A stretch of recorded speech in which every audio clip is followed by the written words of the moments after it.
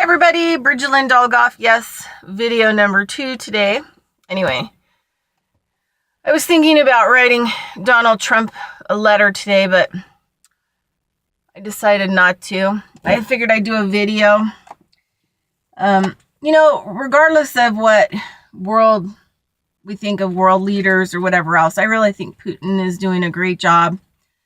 Putin right now, or Russia, is the number one biodynamic country in the world, and biodynamics far exceeds organic.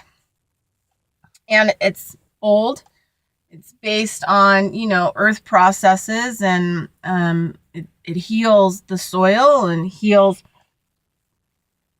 it puts out a different kind of healing carbon, restorative, take down the old carbon.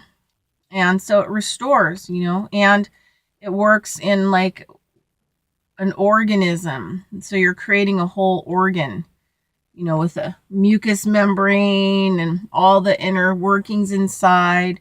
And it's a whole system. Just like your cells are when you're healthy. Just like, your digestive tract is when you're healthy. Your heart when it's healthy.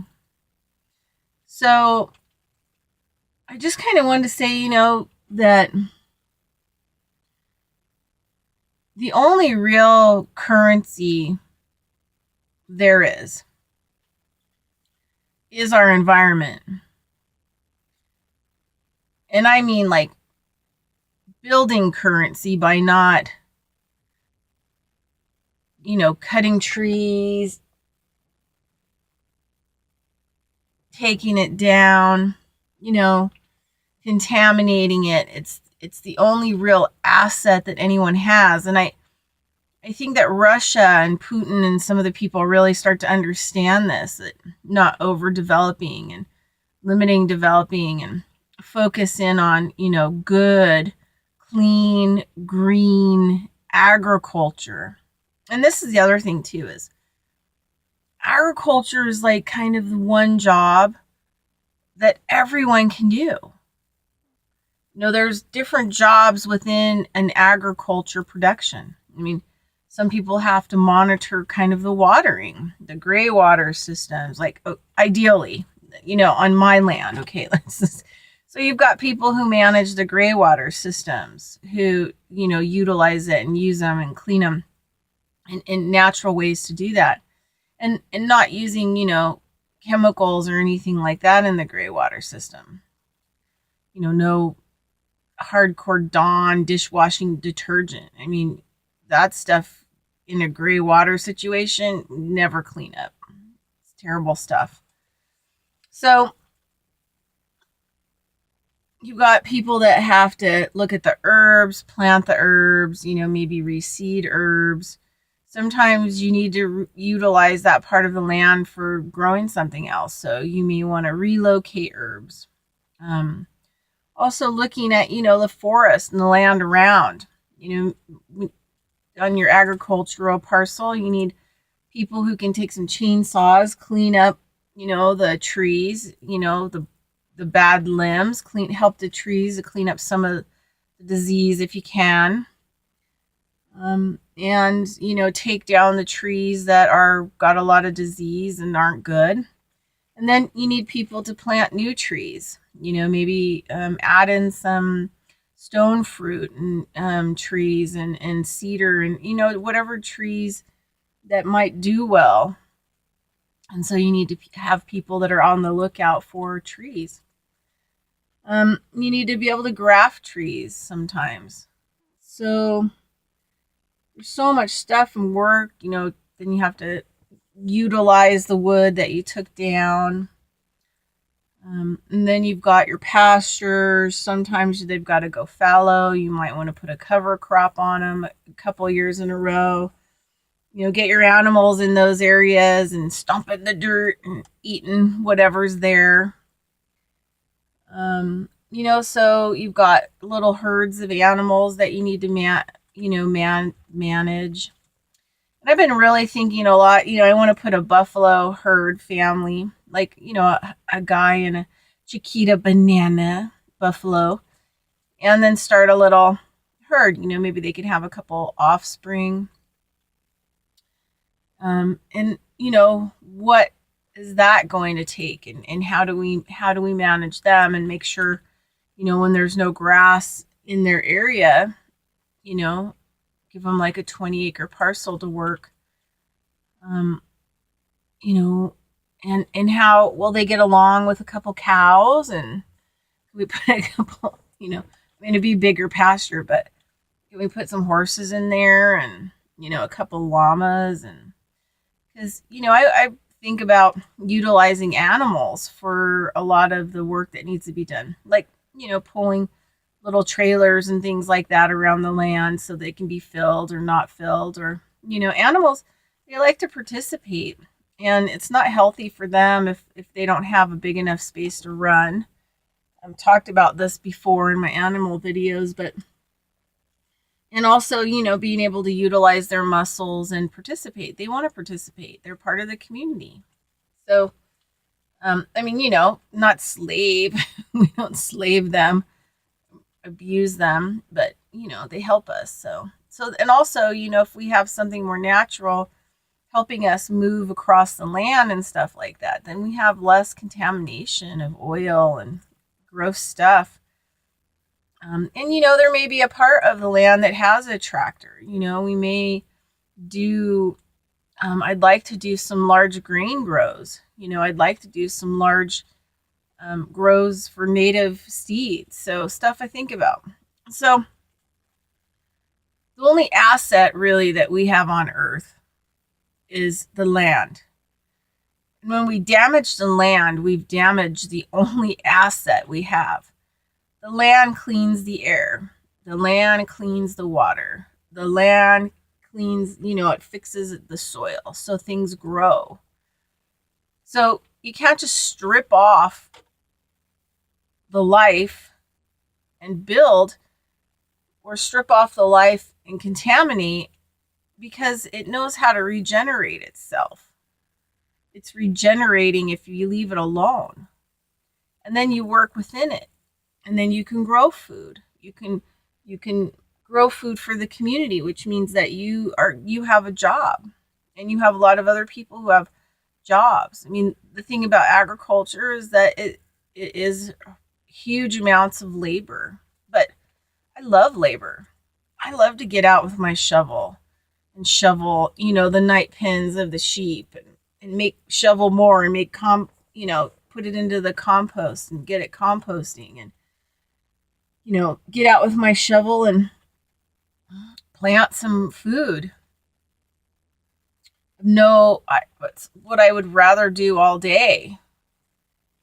Not a lot of people kind of like that idea, but so really the only coin, the only real currency, the only money, the only value that we have is the land, its natural resources, and our ability to utilize those natural resources to produce food. Really, because these days you can make everything you need from what you can grow. You can make biofuel, you can make ethanol, you can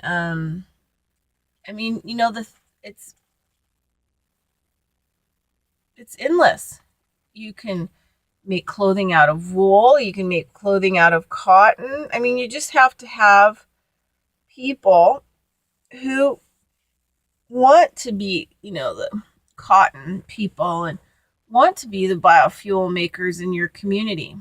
Set up your community, and you've got, the biofuel area, people that are interested in that. So all the crops, that are extra that can be used for biofuel, take right over there, and they can make the biofuel. And then whenever you need to fill up your car or your tractors or whatever else, or you need biofuel, you just go over there and get it, right?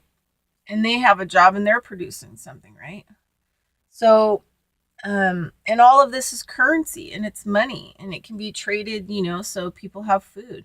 So you take the crops over, the biofuel people make it, then, whether you get credits or hours or whatever else, then, the biofuel people can come and get vegetables, or, meat or whatever else that they're going to need, right? And then everything's used from the animals, and we can go back to people actually making leather, and making shoes, and so all of this stuff can be made from the land. And so the only real currency there's no assets and trade. Are you kidding me? I mean, maybe temporarily, but you're just going to have problems with those countries, or you're going to be a problem to them. And then the trade's going to stop. And, the other thing, too, is because it's coming in mass quantities, there is no quality. So things don't last long time, long periods. And then, you have to give your rights away. So, the asset is the land, the pristine, good, clean land. The asset is the water, the good, clean water. The asset is the soil. Probably soil, good soil. We're not talking dirt and we're not talking sand. But soil is probably the most valuable asset that we have on earth that can be utilized to create assets, value, a monetary system. I remember I was reading this book, and because I was, back, everybody that wakes up kind of goes down the money trail and goes, okay, so where did money come from?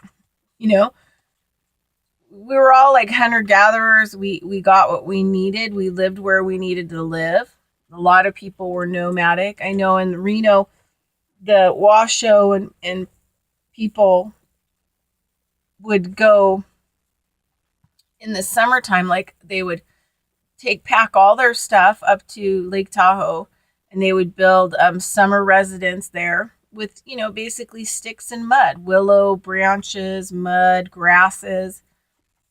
And then, in the wintertime, they would come down into the Reno Valley there, in those valleys. And that's where they would have their winter homes.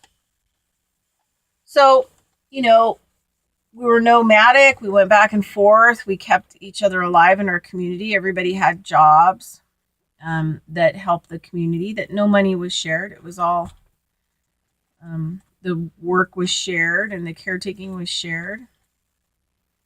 And then it went to trading. You have a particular corn, or you are a good tribe and you grow lots of different, corn.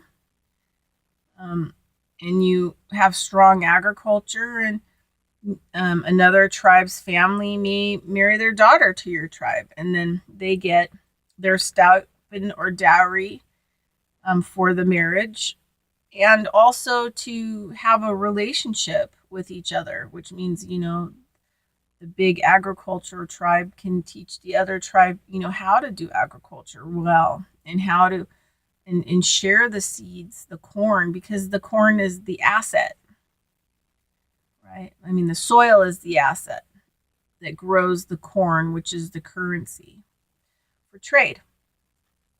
So then it moved into like coin, right? So they had these silver coins, and in Europe, I'm not sure exactly where it started. But what happened was there would be people that would want to move, and say they'd have 20 sheep. They were like sheep herders or whatever. And so the value, obviously the asset is the soil, because it grew the grass to feed the sheep. And so his value or currency is the sheep. Anyway, so it got to be you could sell your sheep. And I'm sure it would be a quality, there'd have to be a quality sheep. Like it would have to be butchered, or it could still have babies, or, it would have to be a sheep that had value. I'm sure you couldn't sell a dead sheep for a coin, because nobody could eat it. So, or utilize it. So they had a coin for every sheep. So you sold your sheep, say you had 20 sheep, and you got 20 coins in your pocket. That means that you could travel, go down the road, maybe, see better land, and then, get a sheep for all your coins and get your 20 sheep back on the land. And now you've got milk and butter, and you can make all these different things, and your sheeps are having babies. And now you have, lambs that you can slaughter for food or take to market.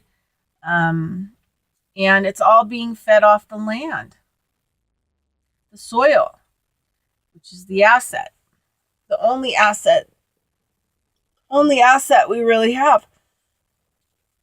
Sorry, I've been relaxing a lot. So anyway, Donald Trump hopefully will start to kind of understand that the only value and asset and currency we have that can start right now, that can create an asset-backed currency, is clean environments, green environments, where we halt the use of pesticides and chemicals, and we go to smaller land masses that a few individuals can manage and care for, and not grow monoculture. Everybody needs to kind of grow more of a diversified landscape for health and healing and the proper insects and all the things that need to happen in an environment to grow a value, grow a money, grow a currency, which is the food, or stuff for biofuel. Or they were using, during, I think, George Washington times, everything that they used was made of hemp. Clothing, rope for the ships, paper, sails, all this kind of stuff. I don't understand why people don't see the massive currency and value in growing things like hemp, where you can produce everything that you could possibly need. So why would you need trade? Trade contaminates the land. It forces the land to produce something that isn't natural, even if it's a plant. So anyway, just some thoughts on this beautiful morning. All the mist is pretty much melted away, and now we're getting ready for sun. I think it's going to be like 73 today, so it's going to be a gorgeous day. And today I have to do a little bit of work on my computer. I have to get some of my past radio shows up and going. But yeah, so anyway, something to think about. Definitely what assets and currency really are. And that we're really minimizing the land when we, tear it apart to create something else that's not natural and destroys it. You think about some places, are thousands and thousands of years old, that it took nature to create those ecosystems. And, once they're damaged, they're damaged. It damages the bugs, it damages the birds, it damages the whole ecosystem. And you can't get it back. Right? So the key or the thought or the question is, so how do we work in a good way alongside of it? Right? Where we're learning from it, and it's teaching us and it's educating us on how to live sustainably with it. So anyway, yeah, stuff I think about, stuff that keeps me awake at night, how it all works, how it should work. But I'm really proud of Russia for moving into organic and biodynamic agriculture, banning all GMOs, and, becoming one of the top, old school, good, in a good way, organic wheat farmers in the world. They gave so much of it away to Venezuela to help those people. So, that's the thing. They don't have any money. They can't get anything. What do they need? They need food. Good old traditional, organic, biodynamically grown food. And that's the greatest gift, really, is good, clean food. I mean, food is a gift, a blessing, but when it's green and clean, it's the ultimate gift. Okay, Bridget Lynn Dolgoff here in Rancho Camping Land. Just having a great time. All right, talk to you later. Conscious of Economics and Urban Farm Project.